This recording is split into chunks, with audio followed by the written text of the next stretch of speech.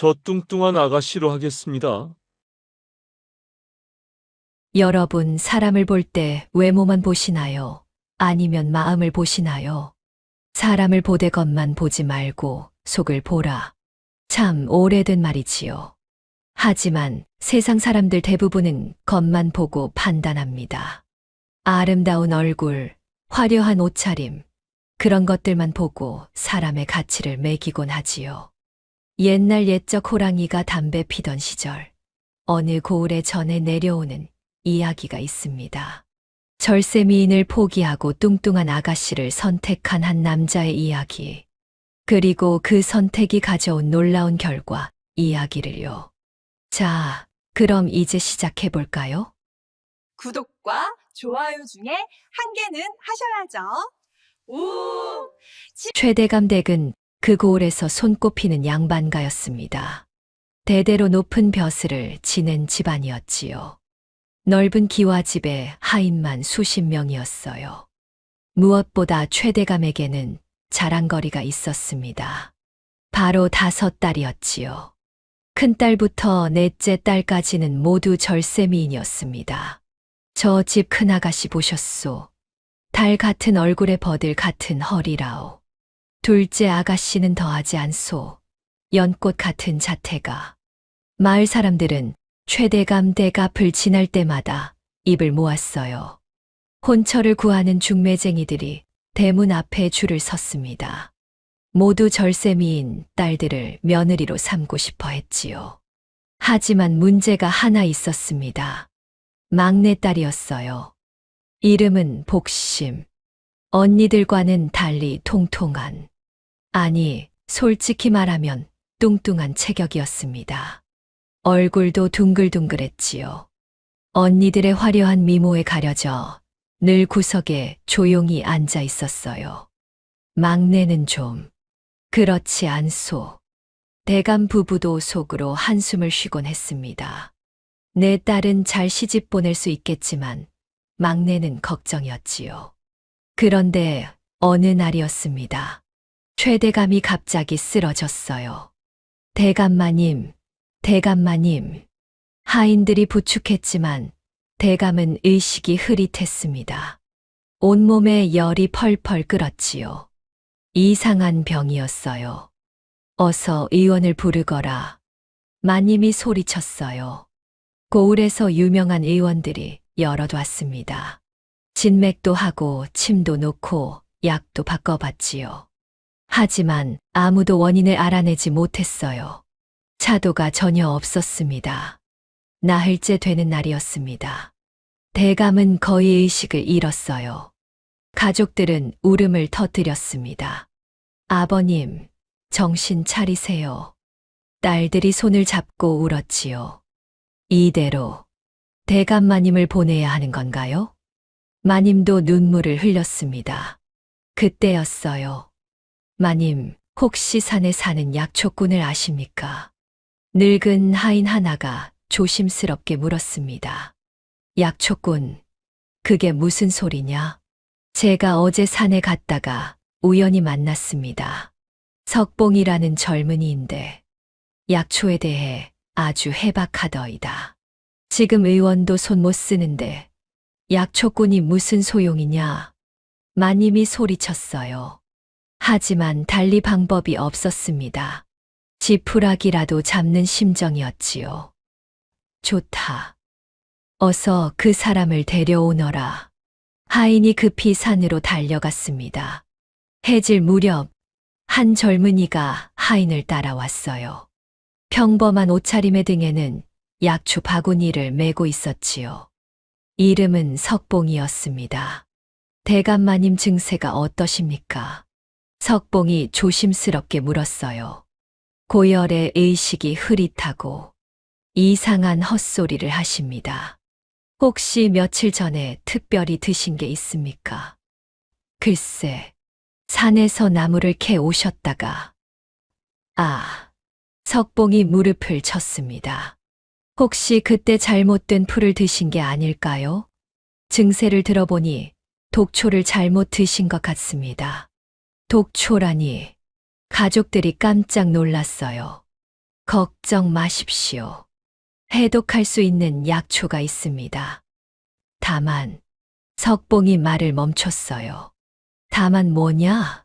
어서 말해보거라. 그 약초가 깊은 산속에만 있습니다. 찾으러 가려면 며칠은 걸릴 것 같습니다. 며칠이고 일주일이고 상관없다. 어서 다녀오너라. 마님이 애원했지요. 석봉은 고개를 끄덕였습니다. 최선을 다해보겠습니다. 그는 바로 그 자리에서 산으로 떠났어요. 하루가 지나고 이틀이 지났습니다. 대감의 상태는 점점 나빠졌어요. 숨소리도 가늘어졌지요. 저 약초꾼 도망간 게 아닐까요? 하인들이 수근거렸습니다. 하지만 마님은 믿고 기다렸어요. 사흘째 되는 밤이었습니다. 석봉이 돌아왔어요. 온몸이 땀과 흙으로 범벅이었습니다. 옷은 찢어지고 손발이 지쳐 있었지요. 하지만 그의 손에는 약초가 들려 있었어요. 찾았습니다. 석봉이 헐떡이며 말했습니다. 고맙네. 정말 고맙네. 마님이 석봉의 손을 잡았어요. 석봉은 쉬지도 않고 바로 약을 다리기 시작했습니다. 밤새도록 정성껏 다렸지요. 불 조절도 세심하게 했어요. 이제 됐습니다. 새벽녘 석봉이 약을 들고 왔습니다. 대감에게 조심스럽게 약을 먹였어요.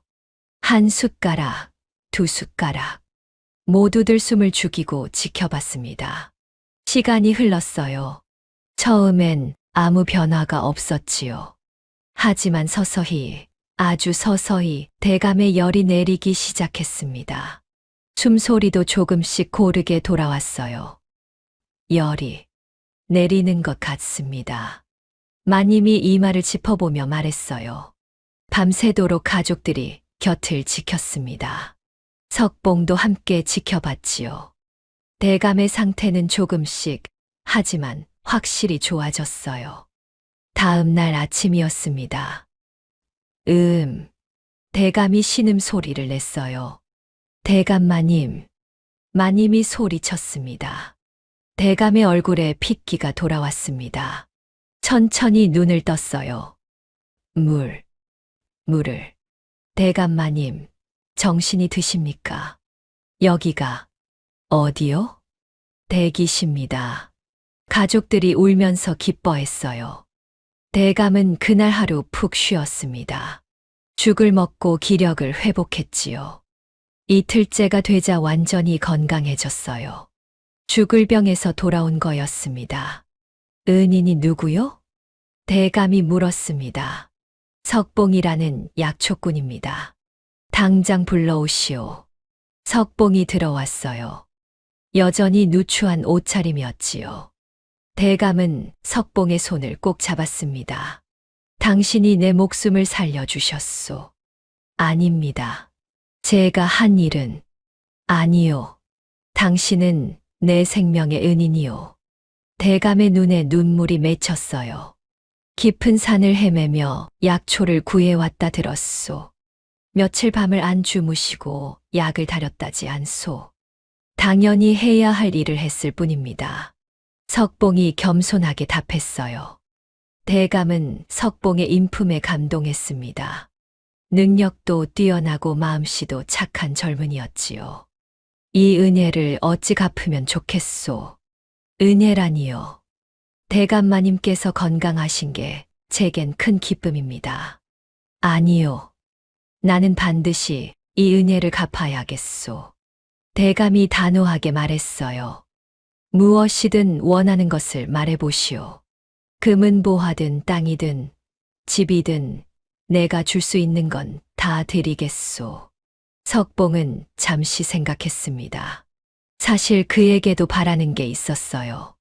하지만 지금 당장 말하기엔 조심스러웠지요. 대감마님, 제게 시간을 주십시오. 시간. 네. 무엇을 원하는지 생각할 시간을 주십시오. 소원이 정해지면 다시 찾아뵙겠습니다. 대감이 고개를 끄덕였어요.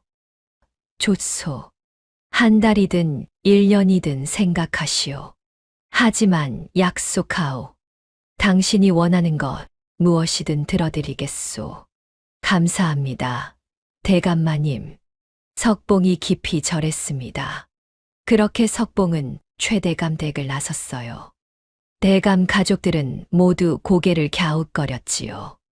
대체 무슨 소원을 빌려는 걸까? 금은보화를 마다하다니. 이상한 사람이야. 하인들도 수군거렸습니다. 하지만 석봉의 마음속에는 이미 결정이 되어 있었어요. 다만 때를 기다릴 뿐이었지요. 과연 석봉은 무슨 소원을 빌 걸까요? 그 답은 석 달 뒤에 밝혀집니다. 석 달이 흘렀습니다. 최대감 댁은 평온을 되찾았어요. 대감은 완전히 건강해졌지요. 매일 아침 산책을 하고 식사도 잘 하셨습니다. 그 약초꾼은 어찌 됐나? 대감이 가끔 물었어요. 소식이 없습니다. 대감마님. 약속을 잊었나 보구나. 대감도 서운했지만 어쩔 수 없었지요. 그런데 어느 날 아침이었습니다. 석봉이 최대감 댁을 찾아왔어요. 대감은 반가워하며 그를 맞이했습니다. 석봉은 여전히 수수한 옷차림이었지만 얼굴은 단정했어요. 대감이 물었습니다. 그런데 오늘은 무슨 일로? 석봉이 깊이 절했습니다. 소원을 말씀드리러 왔습니다. 아, 그래. 내가 약속했지. 무엇이든 들어주마. 금은보화가 필요한가? 땅이 필요한가? 대감이 흔쾌히 물었어요. 석봉은 잠시 숨을 고르더니 말했습니다. 대감마님의 따님 중 한 분을 제 아내로 주십시오. 대감이 귀를 의심했어요. 석봉이 또박또박 다시 말했습니다. 따님 중 한 분과 혼인하고 싶습니다. 대감은 말문이 막혔습니다. 내 딸을 약초꾼에게. 속으로 당황했지요. 하지만 약속은 약속이었어요. 목숨을 살려준 은인이었습니다. 그게. 대감이 말을 더듬었어요.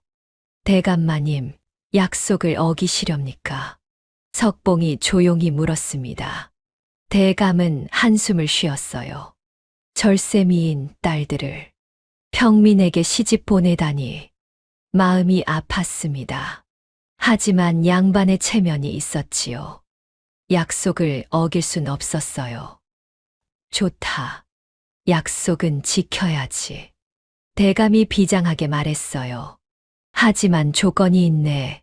자네가 직접 고르게. 5달 중에서 한 번만 선택하게.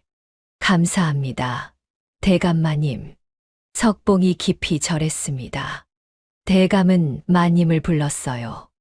여보, 딸들을 모두 데려오시오. 네. 왜요? 그냥 데려오시오. 마님이 딸들을 불렀습니다.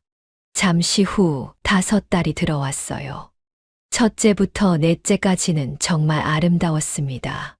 화려한 한복을 입고 머리를 곱게 빗었지요. 자태가 우아했어요. 막내 복심은 맨 끝에 서 있었습니다. 수수한 베이지색 한복이었어요. 통통한 볼에 둥근 얼굴이었지요. 조용히 고개를 숙이고 있었습니다. 자, 이 5이 내 딸들이네. 대감이 소개했어요. 속으로는 복잡했지요. 아름다운 내 딸들을. 하필 약초꾼에게. 하지만 어쩔 수 없이. 당연히 미인 넷 중 하나를 고르겠지. 복심이는 설마 고르겠어? 대감은 복심이가 선택될 거라곤 꿈에도 생각 못했습니다. 하인들도 수군거렸어요. 저 약초꾼이 운이 좋다고 절세미인을 아내로 맡는다고 부러워했지요.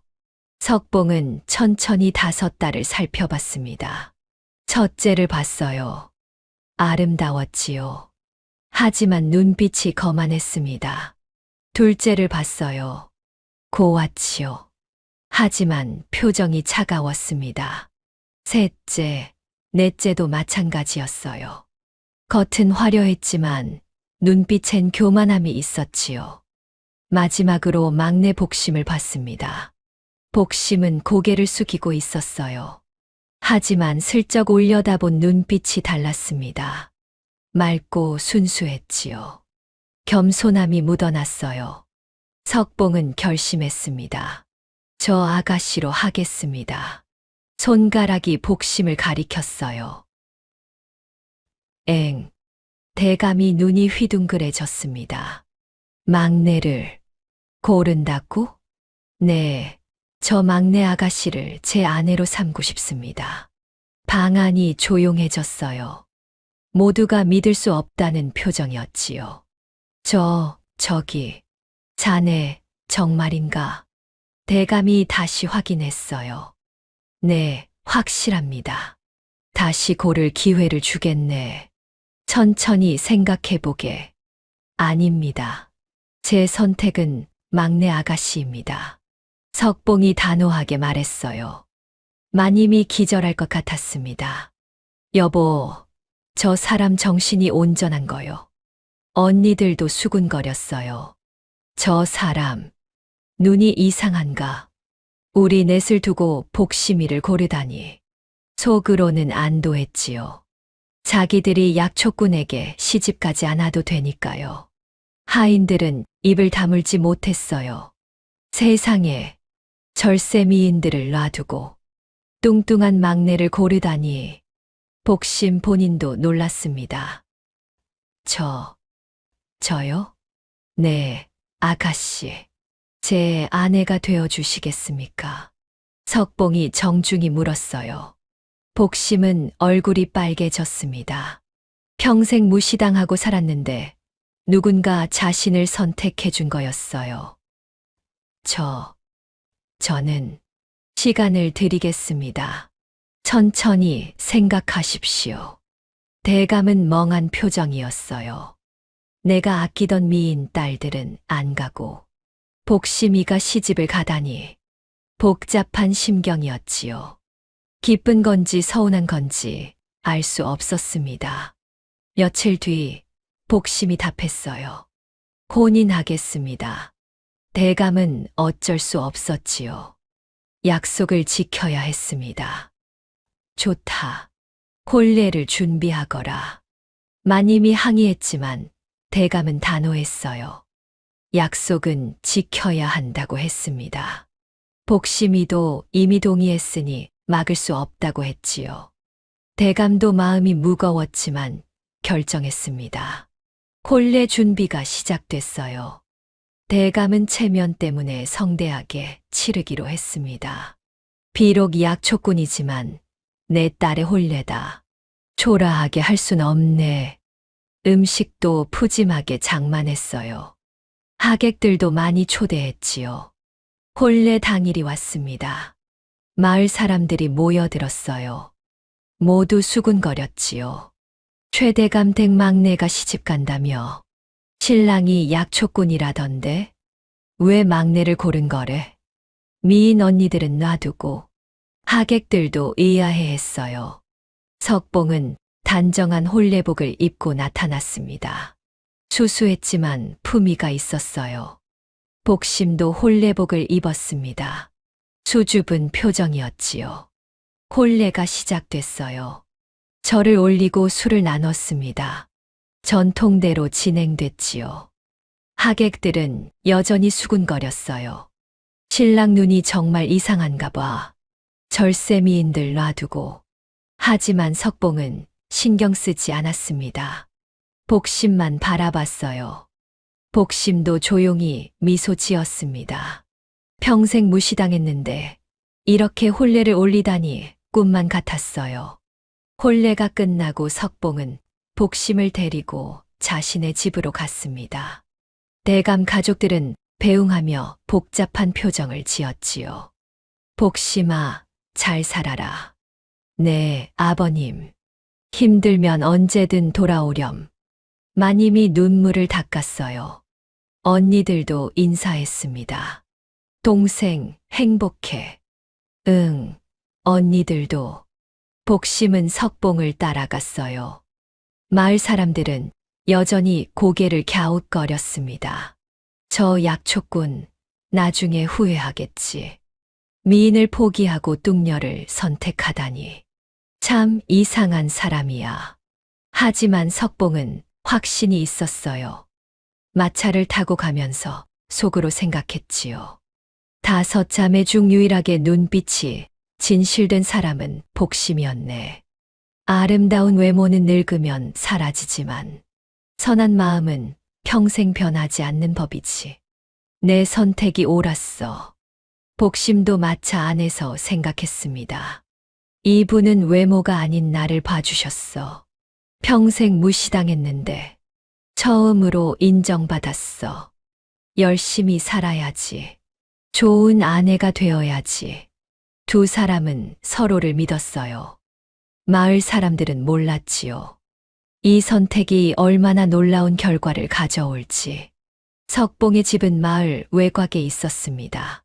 작은 오두막이었어요. 방 2칸의 부엌이 전부였지요. 지붕은 낡았고 벽은 금이 가 있었습니다. 복심은 처음 집을 보고도 놀라지 않았어요. 이곳이 우리 집이군요. 밝게 웃으며 말했습니다. 석봉은 미안했어요. 대감대 기와집에서 살던 복심이 이런 누추한 곳에 와야 하다니. 불편하겠소. 아니에요.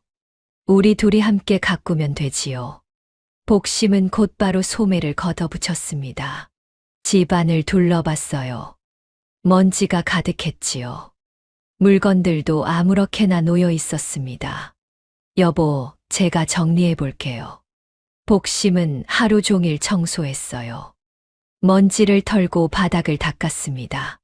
물건들을 제자리에 정리했지요. 저녁이 되자 집이 깨끗해졌어요. 석봉이 감탄했습니다. 당신 손이 정말 야무지요. 복심은 부엌도 정리했어요. 쌀독을 열어보니 쌀이 얼마 없었습니다. 장독대도 거의 비어 있었지요. 이걸로 어떻게 살림을 꾸려야 하나. 보통 사람이라면 걱정했겠지요. 하지만 복심은 달랐습니다. 다음 날 아침 복심은 시장에 갔어요. 돈이 많지 않았지만 꼼꼼히 살폈습니다. 싼 채소를 골랐어요. 하지만 신선한 것만 골랐지요. 조금 늦은 시간에 가서 흥정도 했습니다. 상인들이 오늘 못 팔면 버릴 물건을 복심의 재치에 웃으며 값을 깎아줬어요. 집으로 돌아와 음식을 만들었습니다. 적은 재료로 푸짐한 반찬을 만들었어요. 손맛이 좋았지요. 석봉이 맛을 보고 놀랐습니다. 이렇게 맛있는 음식은 처음이요. 많이 드세요. 복심은 뿌듯했어요. 매일 이렇게 알뜰하게 살림을 꾸렸습니다. 한 푼이라도 아껴 쓰고 낭비하지 않았어요. 한 달이 지났습니다. 석봉이 쌀독을 보고 깜짝 놀랐어요. 여보, 쌀이 아직도 이렇게 많이 남았소? 조금씩 아껴 쓰면 오래 가요. 복심의 살림 솜씨는 놀라웠습니다. 어느 날이었어요. 석봉이 산에서 약초를 캐왔습니다. 복심이 보더니 색깔과 신선도로 며칠 된 것이라고 알아챘어요. 실수로 가져온 거였지요. 복심이 다른 약초들도 살폈습니다. 약효가 좋은 것과 보통인 것을 척척 구분했어요. 석봉이 놀라 물었습니다. 어릴 적 어머니께서 가르쳐 주셨다고 복심이 답했지요. 미인 언니들은 관심이 없었지만 자신만 열심히 배웠다고 했습니다. 석봉은 감탄했어요. 이 사람은 정말 대단하구나. 며칠 후 복심이 제안했습니다. 여보, 우리 장에 나가서 약초를 팔아요. 장에서요? 네, 제가 좋은 약초를 골라드릴게요. 그럼 더 비싸게 팔 수 있어요. 석봉도 좋다고 했어요. 다음 장날 두 사람은 약초를 가지고 나갔습니다. 복심이 미리 골라둔 최상품 약초만 가져갔어요. 빛깔도 좋고 향도 진했지요. 장터에 자리를 폈습니다. 사람들이 지나가다 보더니 약초의 품질에 감탄했어요. 복심이 정직하게 설명했습니다. 어느 산에서 캤는지, 언제 캤는지, 어떻게 보관했는지 사람들이 믿음이 갔어요. 이 집은 정직하다고 입소문이 났지요. 약초가 잘 팔렸습니다. 다른 약초 장수들은 질투했어요.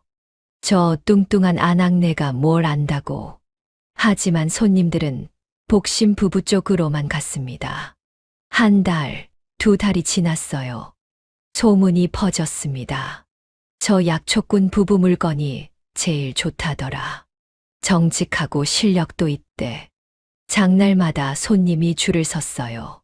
석봉과 복심은 열심히 일했습니다. 새벽부터 밤늦게까지 약초를 다듬고 골랐지요. 돈이 조금씩 모였어요. 석 달째 되는 날이었습니다. 복심이 석봉에게 말했어요. 여보, 우리 돈 좀 모였어요. 얼마나요? 집 한 채 살 수 있을 만큼이요. 석봉이 깜짝 놀랐습니다. 정말이요? 벌써? 네. 우리 좀 더 큰 집으로 이사해요. 두 사람은 마을 안쪽에 작은 집을 샀어요. 방도 3칸이고 마당도 있었지요. 이사를 하는 날 이웃들이 구경 왔습니다. 결혼한 지 석 달밖에 안 됐는데 벌써 집을 샀다며 놀라워했어요. 마을 사람들은 복심을 다시 봤어요. 처음엔 뚱뚱한 아낙네라고 무시했었지만 이제는 달랐습니다. 살림 솜씨가 보통이 아니라고 남편이 복 타고났다고 말했지요. 복심은 기뻤어요. 평생 무시당했는데 이제 인정받는 기분이었지요. 그 무렵 복심의 언니들 소식이 들려왔습니다. 첫째 언니는 고관집에 시집 갔어요. 하지만 문제가 생겼지요. 허영심이 너무 강했습니다. 비싼 옷, 비싼 장신구만 사들였어요. 시댁 살림을 탕진했지요. 시어머니가 혀를 찼습니다. 돈 쓸 줄만 알지 벌 줄은 모르는 며느리라고 했지요. 빚이 쌓였어요. 시댁에서는 첫째 언니를 점점 멀리했습니다. 둘째 언니는 부잣집에 갔어요. 하지만 낭비벽이 심했습니다. 쓸데없는 물건을 계속 샀지요. 남편의 재산이 줄어들었어요. 남편이 돈 관리를 할 줄 모른다며 화를 냈습니다. 시댁 식구들도 둘째를 못마땅해 했어요. 셋째와 넷째 언니도 마찬가지였습니다. 살림은 못하고 꾸미기만 좋아했어요.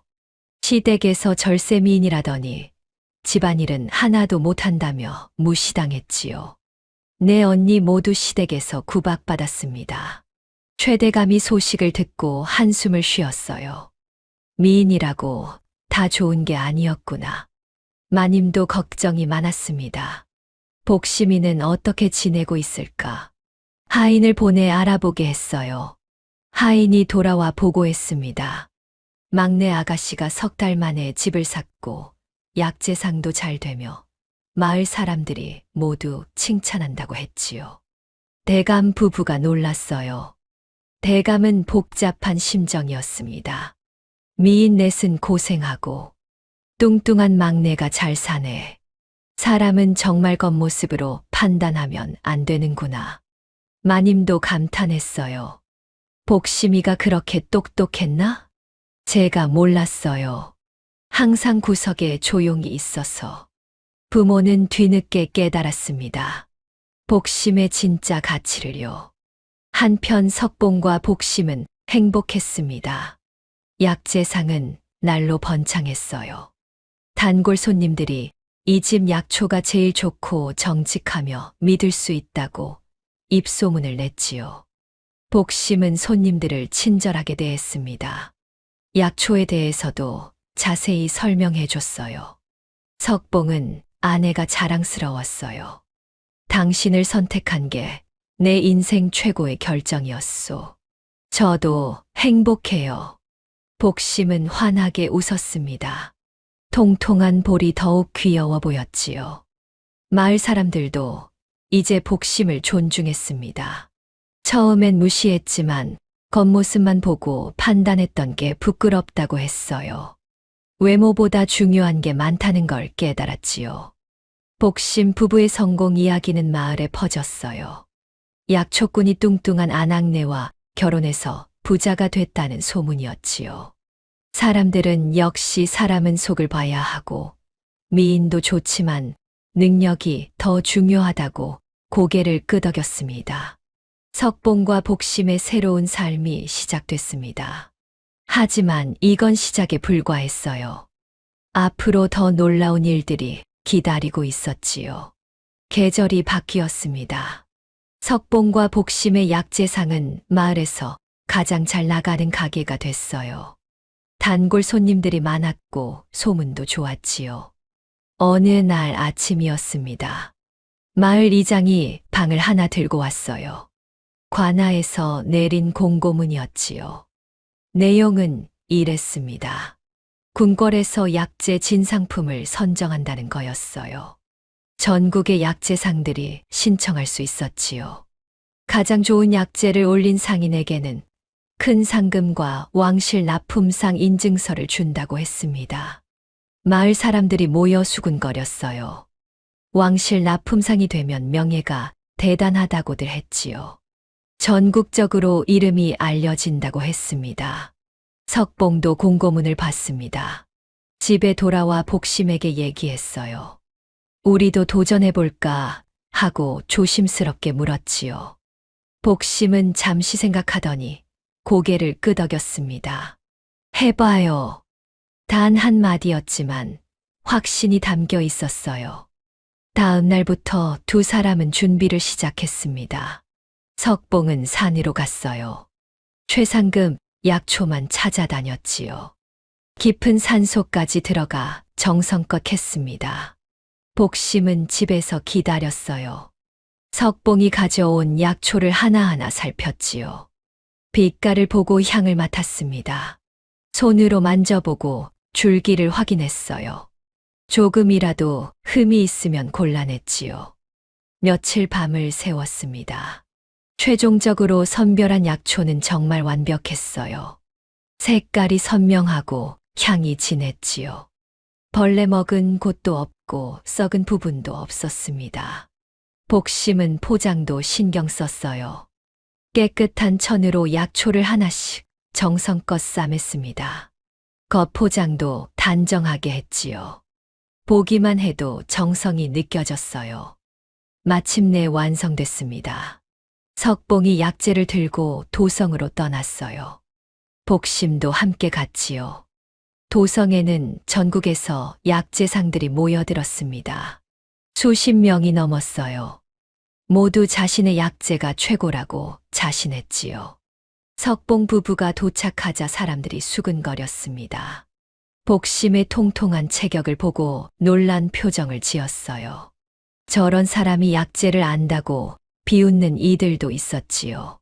한 늙은 약재상이 코웃음을 쳤습니다. 자기는 30년 경력이라며 으스댔어요. 시골 부부가 무얼 알겠냐고 깔봤지요. 다른 상인들도 마찬가지였습니다. 석봉 부부를 무시하는 눈빛이었어요. 하지만 석봉과 복심은 신경 쓰지 않았습니다. 묵묵히 자기 차례를 기다렸지요. 며칠 후 심사가 시작됐습니다. 왕실 어의들이 나왔어요. 3명의 노련한 의원들이었지요. 하나하나 약재를 살폈습니다. 색깔을 보고 향을 맡았어요. 손으로 만져보고 맛도 봤지요. 대부분의 약재는 고개를 저었습니다. 색이 바래거나 향이 약했어요. 벌레 먹은 것도 있었지요. 포장도 조잡했습니다. 늙은 약재상의 차례가 왔어요. 자신만만하게 약재를 내밀었지요. 어이들이 살펴봤습니다. 잠시 고개를 끄덕이더니 한쪽에 따로 놓았어요. 나쁘진 않다는 뜻이었지요. 늙은 약재상이 의기양양했습니다. 주변 상인들도 부러워했어요. 드디어 석봉 부부의 차례였습니다. 복심이 정성스럽게 싼 약재를 펼쳤어요. 어이들의 눈빛이 달라졌습니다. 첫 번째 어이가 약초를 들어 살폈어요. 빛에 비춰보고 자세히 들여다봤지요. 그리곤 옆 어이에게 넘겼습니다. 두 번째 어이도 감탄하는 표정이었어요. 향을 맡아보더니 고개를 끄덕였지요. 세 번째 어이가 직접 맛을 봤습니다. 약효를 확인하는 거였어요. 눈을 감고 음미하더니 천천히 고개를 끄덕였습니다. 세 어이가 서로 눈을 마주 봤어요. 동시에 미소를 지었지요. 첫 번째 어이가 입을 열었습니다. 이렇게 완벽한 약재는 처음 봅니다. 주변이 조용해졌어요. 두 번째 어이도 말했습니다. 색깔, 향, 약효 모두 최상급이라고 했어요. 보관 상태도 완벽하다고 했지요. 세 번째 어이가 덧붙였습니다. 포장도 정성스럽고 정갈하다고 했어요. 이런 약재를 왕께 올려도 손색이 없다고 했지요. 결과가 나왔습니다. 석봉 부부가 선정됐어요. 궁궐 관리가 나와 발표했습니다. 올해 왕실 진상품 약재상으로 석봉을 선정한다고 했지요. 상금도 내려졌습니다. 은자 100냥이었어요. 보통 사람이 몇 년은 벌어야 하는 큰 돈이었지요. 왕실 납품상 인증서도 받았습니다. 붉은 도장이 찍힌 공식 문서였어요. 이제부터 왕실의 약재를 납품할 자격이 생긴 거였지요. 석봉과 복심은 깊이 절했습니다. 주변 약재상들은 어안이 벙벙했어요. 늙은 약재상은 믿을 수 없다는 표정이었습니다. 30년 경력인 자기가 아니라 시골 부부가 선정됐다니 말이에요. 복심을 비웃던 상인들도 입을 다물지 못했어요. 저 뚱뚱한 아낙네가 약재를 저렇게 잘 안다니 충격이었지요. 어이들이 석봉 부부를 불렀습니다. 어떻게 이런 약재를 구했냐고 물었어요. 석봉은 복심을 소개했지요. 아내가 약초에 대해 해박하다고 했습니다. 복심이 겸손하게 설명했어요. 어릴 적 어머니께 배웠다고, 그 후로 계속 공부했다고 했지요. 어이들이 감탄했습니다. 이렇게 젊은 아낙네가 이런 실력을 갖췄다니 대단하다고 했어요. 늙은 약재상이 석봉 부부에게 다가왔습니다. 처음에 오만한 태도는 사라졌어요. 고개를 숙이고 사과했지요. 무시해서 죄송하다고, 자기가 교만했다고 했습니다. 다른 상인들도 줄지어 인사했어요. 가르침을 청하는 이들도 있었지요. 복심은 친절하게 응대했습니다. 원망하지 않고 오히려 조언을 해줬어요. 도성에서의 일정이 끝나고 두 사람은 마을로 돌아왔습니다. 소문은 벌써 퍼져 있었어요. 마을 입구부터 사람들이 모여 있었습니다. 박수를 치고 축하해 줬지요. 우리 마을의 자랑이요. 왕실 납품상이라니. 마을 잔치가 열렸어요. 석봉 부부를 위한 자리였지요. 이장이 술잔을 들고 축사했습니다. 마을을 빛냈다고, 명예롭다고 했어요. 사람들의 태도가 완전히 바뀌었습니다. 예전에 복심을 무시하던 이들도 이젠 존경의 눈빛이었어요. 아낙네들이 복심에게 다가와 조언을 구했지요. 어떻게 그렇게 약초를 잘 아십니까? 저희도 좀 가르쳐 주세요. 복심은 웃으며 알려줬어요. 차별하지 않고 친절하게 설명했지요. 마을 아이들도 복심을 따랐습니다. 착한 아주머니라고 좋아했어요. 석봉은 뿌듯했습니다. 아내 덕분에 이렇게 큰 영광을 얻었어요. 왕실 납품상이라는 명예도 얻었지요. 무엇보다 복심이 인정받는 게 기뻤습니다. 평생 무시당했던 아내가 이제 존경받고 있었어요. 며칠 후 최대감 댁에서 소식을 들었습니다. 하인이 급히 달려왔어요. 대감마님께서 축하한다는 전갈이었지요. 꼭 한번 들르라고 했습니다. 석봉과 복심은 친정을 방문했어요. 대감 부부가 반갑게 맞이했습니다. 대감은 복심을 다시 봤어요. 예전엔 무심했는데 이젠 달랐지요. 자랑스러운 눈빛이었습니다. 마님도 눈물을 글썽였어요. 막내딸이 이렇게 훌륭하게 성장했다니 감격스러웠지요. 대감이 말했습니다. 내가 우리 집안을 빛냈다고, 사위도 훌륭하다고 했어요. 복심은 겸손하게 답했습니다. 모두 부모님 덕분이라고, 어릴 적 가르침 덕분이라고 했지요. 언니들도 하나둘 소식을 듣고 찾아왔습니다. 네 언니 모두 초라한 모습이었어요. 첫째는 시댁에서 쫓겨날 뻔했다가 간신히 붙어 있었지요. 둘째는 남편과 사이가 나빴어요. 셋째와 넷째도 시댁에서 구박받고 있었습니다. 언니들은 복심을 부러워했어요.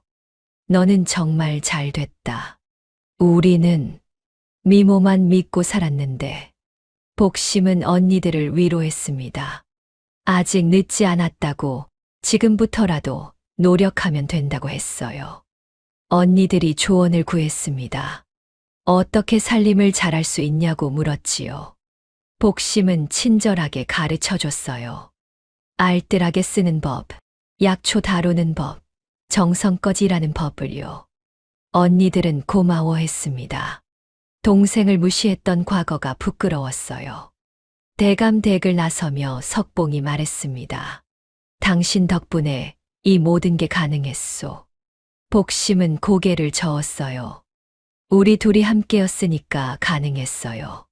두 사람은 손을 잡고 걸었습니다. 마을로 돌아가는 길은 행복했어요. 이제 석봉 부부는 마을에 존경받는 부부가 됐습니다. 왕실 납품상이라는 명예도 얻었지요. 하지만 이건 끝이 아니었어요. 더 큰 기회가 기다리고 있었습니다. 계절은 봄에서 여름으로 접어들었습니다. 왕실 납품상이 된 후 석봉 부부의 약재상은 더욱 번창했어요. 왕실에 정기적으로 약재를 납품했고 돈도 많이 벌었지요. 두 사람은 넉넉한 살림을 꾸렸습니다. 창고엔 쌀이 가득했고 돈괴도 두둑했어요. 하지만 복심은 요즘 불안했습니다. 매일 아침 마당에 나가 하늘을 올려다봤어요. 구름의 모양을 살폈지요. 바람의 방향도 확인했습니다. 밭에도 자주 나갔어요. 흙을 만져보고 풀잎을 살폈지요. 석봉이 물었습니다. 무슨 걱정이 있냐고요. 복심이 대답했어요. 올해 큰 흉년이 올 것 같아요. 석봉이 놀랐습니다. 지금은 농사가 한창 잘 되고 있었거든요. 복심이 설명했습니다. 비가 너무 적게 온다고 했어요. 땅이 말라가고 있다고 했지요. 메뚜기 떼의 움직임도 이상하다고 했습니다. 어릴 적 어머니에게 배운 거였어요. 흉년의 징조를 읽는 법이었지요. 석봉은 복심을 믿었습니다. 지금까지 복심의 판단이 틀린 적이 없었거든요. 그럼 어떻게 해야 하오? 복심이 진지하게 말했습니다. 지금 쌀을 사두자고 했어요. 많이 사두자고 했지요. 석봉은 고민했습니다. 지금은 쌀값이 쌌어요. 풍년이 예상됐으니까요. 하지만 쌀을 대량으로 사려면 돈이 많이 들었지요. 그동안 번 돈을 거의 다 써야 했습니다. 만약 흉년이 오지 않으면 큰 손해였어요. 쌀값이 떨어지면 망할 수도 있었지요. 하지만 석봉은 결심했습니다. 좋소. 당신을 믿겠소. 다음 날부터 두 사람은 쌀을 사들이기 시작했습니다. 이 마을 저 마을 돌아다니며 쌀을 샀어요. 창고를 가득 채웠지요. 그래도 모자라 새 창고를 더 빌렸습니다. 마을 사람들이 이상하게 봤어요. 저 부부가 왜 쌀을 저렇게 사 모으나? 지금 쌀값 싼데 말이야. 나중에 쌀값 떨어지면 큰일 나는 거 아냐? 다른 상인들은 비웃었습니다. 왕실 납품상이 되더니 욕심이 생겼나 보다고 했어요. 쌀 장사로 한몫 잡으려나 보다고 했지요. 늙은 약재상도 고개를 저었습니다. 풍년인데 쌀을 사 모으다니 어리석다고 했어요. 하지만 석봉과 복심은 계속했습니다. 그렇게 한 달이 지났어요. 창고 3개가 쌀로 가득 찼습니다. 그동안 벌었던 돈이 거의 바닥났지요. 마을 사람들은 더욱 수군거렸습니다. 저 부부가 미쳤다고 망할 거라고 했어요. 석봉도 가끔 불안했습니다. 정말 흉년이 올까 하고요. 하지만 복심은 확신이 있었어요. 매일 하늘을 보고 땅을 살폈지요. 징조는 더욱 뚜렷해졌습니다. 그리고 2달째가 됐습니다. 가뭄이 시작됐어요. 비가 한 방울도 오지 않았습니다. 뜨거운 햇볕만 내리쬐었지요. 농부들이 걱정하기 시작했어요. 논이 갈라졌고 밭이 말랐습니다. 비가 와야 하는데 이러다 농사 망치겠어. 한 달 더 지났습니다. 가뭄은 계속됐어요. 강물도 줄어들었지요. 농작물이 시들기 시작했습니다. 벼는 제대로 자라지 못했어요. 보리도 누렇게 말랐지요. 농부들이 울상이 됐습니다. 이건 흉년이야. 올해 농사는 다 망했어. 마을 이장이 모여서 대책을 논의했어요. 하지만 별 수가 없었지요. 하늘이 비를 내려야 하는데 사람이 어찌할 수 없었습니다. 추수 때가 됐습니다. 수확량은 평년의 절반도 안 됐어요. 어떤 밭은 아예 수확할 게 없었지요. 온 나라가 흉년이었습니다. 쌀값이 오르기 시작했어요. 처음엔 조금씩 올랐습니다. 하지만 곧 급격히 치솟았지요. 한 달 사이에 2배가 됐어요. 다시 한 달 후엔 3배가 됐습니다. 5배까지 올랐지요. 사람들이 경악했습니다. 쌀을 구할 수가 없어. 돈이 있어도 살 데가 없어. 부자들도 쌀을 구하느라 애를 먹었어요. 가난한 백성들은 굶주리기 시작했지요. 그제야 마을 사람들이 깨달았습니다. 석봉 부부가 미리 알았던 거야. 그래서 쌀을 사 모았구나. 우릴 비웃었던 우리가 어리석었어. 사람들이 석봉 부부를 찾아왔습니다. 쌀을 팔아달라고 애원했어요. 얼마든지 주겠다고 했지요. 복심이 석봉에게 말했습니다. 여보, 우리가 해야 할 일이 있어요. 석봉이 물었습니다. 무슨 일이냐고요? 복심이 계획을 설명했어요. 부자들에게는 비싸게 팔자고 했습니다. 지금 시세대로 받자고 했지요. 그들은 돈이 있으니 낼 수 있다고 했어요. 하지만 가난한 백성들에게는 다르게 하자고 했습니다. 공짜로 빌려주자고 했어요. 나중에 형편이 나아지면 갚으라고 하자고 했지요. 석봉은 복심을 바라봤습니다. 아내의 마음씨에 감동했어요. 돈을 벌 수도 있었지만 백성을 먼저 생각하는 거였지요. 좋소. 그렇게 합시다.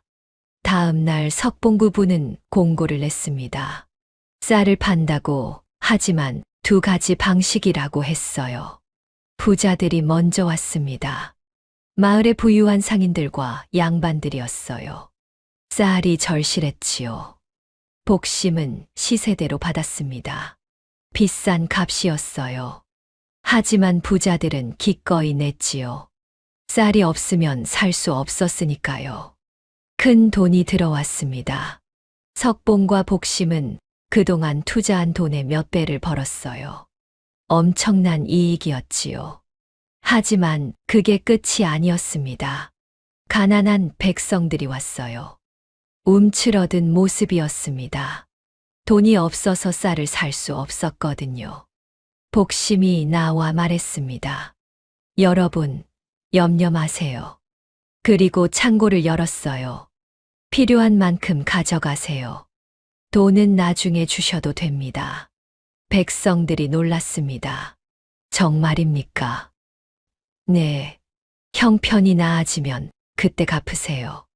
급하지 않아요. 어떤 이는 눈물을 흘렸어요. 어떤 이는 절을 했지요. 은인이십니다. 평생 잊지 않겠습니다. 복심은 공책에 이름을 적었습니다. 누가 얼마나 가져갔는지 기록했어요. 하지만 재촉하지 않았지요. 수백 가구가 쌀을 가져갔습니다. 모두 감격했어요. 굶주림에서 벗어날 수 있게 된 거였지요. 소문이 퍼졌습니다. 석봉 부부가 백성을 살렸다. 부자한테는 비싸게 팔고 가난한 이한테는 공짜로 빌려줬대. 정말 의로운 사람들이야. 이웃 마을까지 소문이 퍼졌어요. 다른 고을의 백성들도 찾아왔습니다. 석봉 부부는 그들도 도왔지요. 창고에 쌀이 바닥날 때까지 나눠줬습니다. 관아에서도 소식을 들었어요. 고을 수령이 석봉 부부를 불렀습니다. 백성을 구한 공이 크다고 칭찬했어요. 수령은 즉시 조정에 보고했지요. 조정의 대신들이 논의했습니다. 작년 왕실 납품상이던 그 약초꾼이 이번엔 흉년을 예측해 백성을 구했다는 내용이었어요. 실력도 뛰어나고 인품도 훌륭하다는 평가가 나왔지요. 의정부에서 석봉을 등용할 수 있지 않을까 논의가 시작됐습니다. 한편 최대감도 소식을 들었습니다. 사위가 백성을 구했다는 소식에 감격했어요. 처음엔 약초꾼 사위가 못마땅했었지만 이제는 자랑스러웠지요.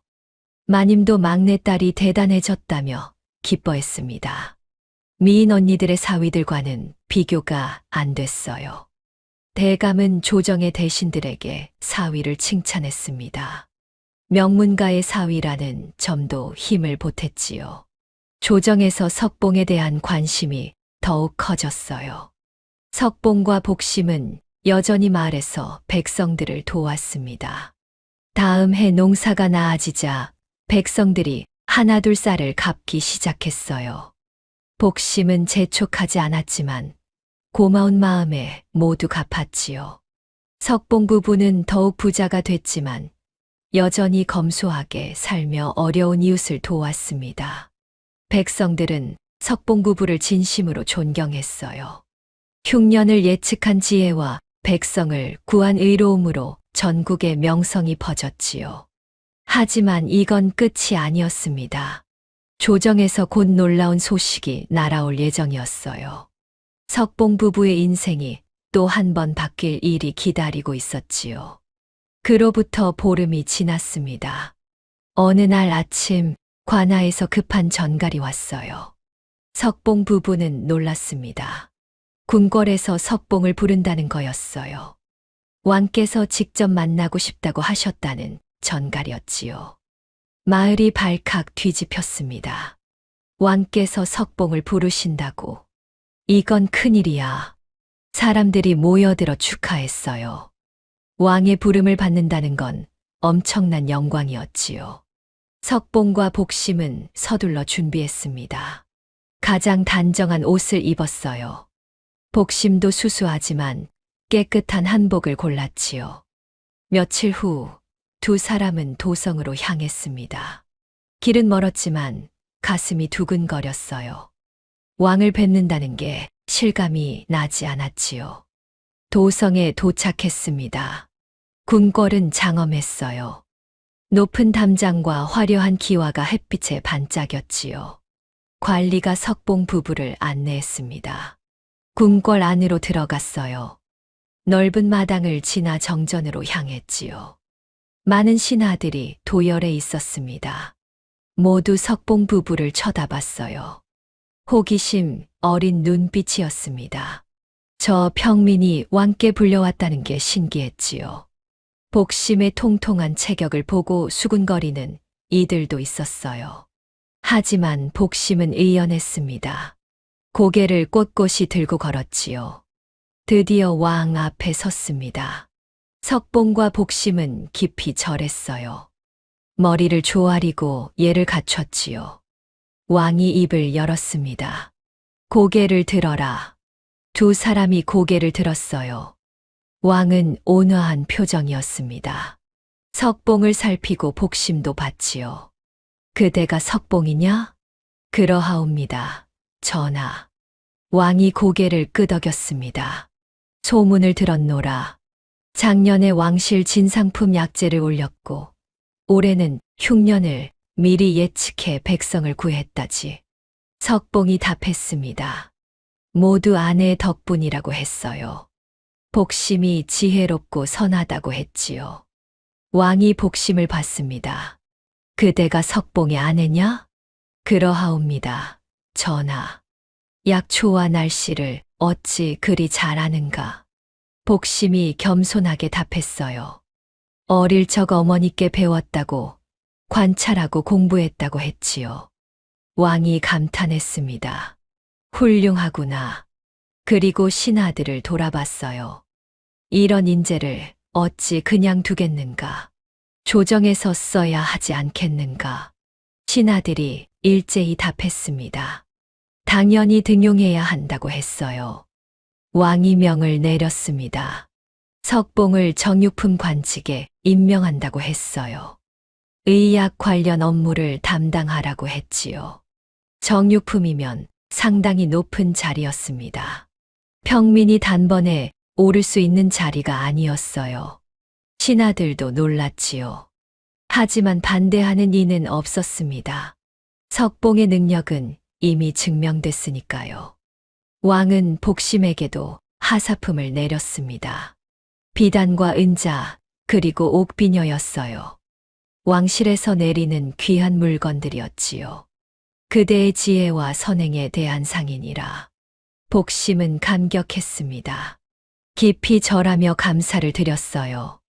의식이 끝나고 두 사람은 궁을 나왔습니다. 관복도 하사받았어요.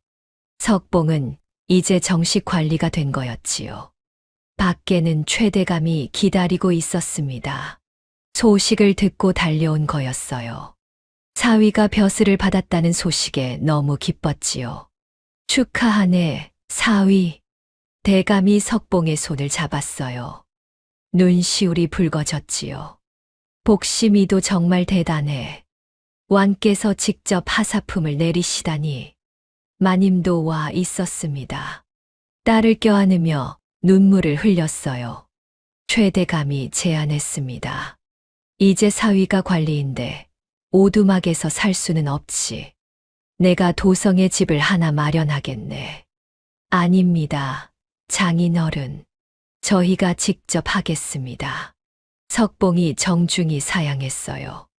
그동안 번 돈이 있었습니다. 그걸로 집을 살 수 있었지요. 며칠 후 석봉 부부는 도성에 기와집을 샀습니다. 큰 집은 아니었지만 품이 있는 집이었어요. 방도 여러 개 있고 마당도 넓었지요. 관리의 집으로 손색이 없었습니다. 마을 사람들이 작별 인사를 왔어요. 잘 가시오. 도성에서도 훌륭하게 사시길. 아쉬워하는 이들이 많았습니다. 석봉 부부가 떠나면 마을이 허전할 거였어요. 복심은 마을 사람들에게 감사했습니다. 그동안 많은 도움을 받았다고 했어요. 언제든 오세요. 도성에서 기다릴게요. 이사를 마치고 도성 생활이 시작됐습니다. 석봉은 매일 궁에 출근했어요. 의약 업무를 열심히 배웠지요. 성실하고 유능했습니다. 동료 관리들도 석봉을 인정했어요. 처음엔 평민 출신이라고 무시하는 이들도 있었지요. 하지만 능력을 보고는 생각이 바뀌었습니다. 복심도 도성 생활에 적응했어요. 양반과 아낙네들과도 교류했지요. 처음엔 복심의 외모를 보고 수군거리는 이들이 있었습니다. 하지만 복심의 지혜와 인품을 알게 되자 태도가 바뀌었어요. 오히려 조언을 구하러 찾아왔지요. 그 무렵 친정에서 소식이 들려왔습니다. 내 언니 모두 시댁에서 쫓겨나 이혼했다고 했어요. 낭비와 무능력 때문이었지요. 지금은 친정에서 힘들게 지낸다고 했습니다. 복심은 마음이 아팠습니다. 하지만 지금은 때가 아니었어요. 언젠가 만날 기회가 있을 거라 생각했지요. 한편 석봉은 관직 생활을 잘 해나갔습니다. 성실하고 유능해서 상관들의 신임을 받았어요. 동료들과도 사이가 좋았지요. 왕도 석봉을 눈여겨봤습니다. 가끔 불러 의견을 물었어요. 석봉은 항상 정직하고 현명하게 답했지요. 참으로 훌륭한 인재로다. 왕이 만족해했습니다. 석봉과 복심의 명성은 날로 높아졌어요. 관리들 사이에서도 소문이 자자했습니다. 평민 출신이지만 능력과 인품을 갖춘 모범적인 부부라고 했지요. 백성들도 석봉 부부를 존경했습니다. 흉년 때 도움받았던 이들이 도성까지 찾아와 감사를 표했어요. 어느새 석봉은 당당한 관리가 됐습니다. 복심은 존경받는 관리 부인이 됐지요. 예전 오두막에서 살던 가난한 약초꾼과 무시받던 뚱뚱한 아가씨였는데 이제는 완전히 달라졌습니다. 하지만 두 사람은 교만하지 않았어요. 여전히 검소하게 살았습니다. 어려운 이웃을 돌봤지요. 겸손했습니다. 이것이 두 사람의 진짜 가치였어요. 1년이 지났습니다. 석봉은 관직에서 인정받는 유능한 관리가 됐어요. 복심은 지혜로운 관리 부인으로 존경받았지요. 어느 봄날 저녁이었습니다. 석봉과 복심은 집 마당에 앉아 있었어요. 따뜻한 바람이 불었지요. 석봉이 복심의 손을 잡았습니다. 당신을 처음 봤던 날이 기억나오. 복심이 웃었어요. 저도 기억해요. 석봉이 말했습니다. 대감댁에서 5 자매가 섰을 때 처음엔 아무도 눈에 들어오지 않았소. 하지만 당신을 봤을 때 달랐소. 복심이 고개를 갸웃했어요. 왜요? 당신만 눈빛이 진실했소. 겸손하고 선했지. 석봉이 계속 말했습니다. 그동안 이룬 모든 것이 복심 덕분이라고 했어요. 알뜰한 살림으로 돈을 모았고 약초 지식으로 왕실 납품상이 됐고 흉년 예측으로 백성을 구했다고 했지요. 부도 명예도 지위도 모두 당신 덕분이요. 복심은 고개를 저었습니다. 아니에요. 저는 제가 할 수 있는 걸 했을 뿐이에요.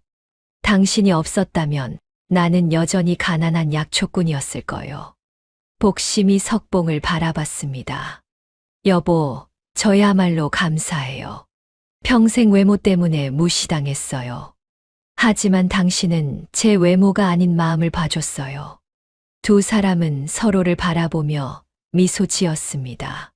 그 순간이 행복했어요. 며칠 후였습니다.